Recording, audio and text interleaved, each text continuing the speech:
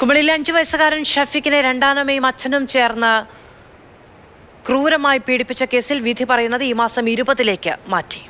Thodupuzha sessions കോടതിയാണ് കേസിൽ വിധി പറയുക. കേസിൽ പിതാവ് ഷെരീഫും രണ്ടാനമ്മ അനീഷയുമാണ് പ്രതികൾ.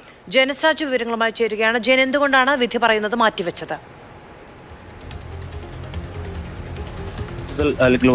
കൂടുതൽ എണ്ണം കാരണമാണ് കേസ് 20-ാം തീയതിയിലേക്ക് മാറ്റിവെച്ചിരിക്കുന്നത്. 20-ാം തീയതി കേസിൽ വിധി പറയും എന്നുള്ളതാണ് ഇന്ന്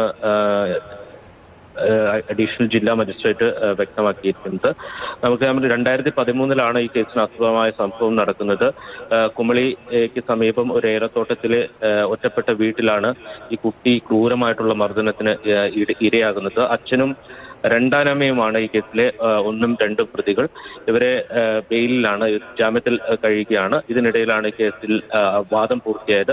പ്രധാനമായും വലിയ പ്രതീക്ഷയോടെയാണ് പ്രോസിക്യൂഷൻ ഈ കേസിനെ കാണുന്നത്. കാരണം ദൃക്സാക്ഷികളില്ലാത്ത ഒരു കേസാണ്. ശാസ്ത്രീയ തെളിവുകളുടെയും മറ്റ് സാഹചര്യങ്ങളുടെയും പിൻബലത്തിലാണ് ഈ കേസ് കോടതിയിൽ വിചാരണ പൂർത്തിയാക്കിയത്. അതുകൊണ്ട് തന്നെ ഈ കേസിൽ തീർച്ചയായിട്ടും ഒരു നീതി ഷഫീഖിന് ലഭിക്കും എന്നൊരു പ്രതീക്ഷയാണ് പ്രോസിക്യൂഷൻ പങ്കുവച്ചത്. എന്തായാലും 20-ാം തീയതി കേസിൽ വിധി പറയും.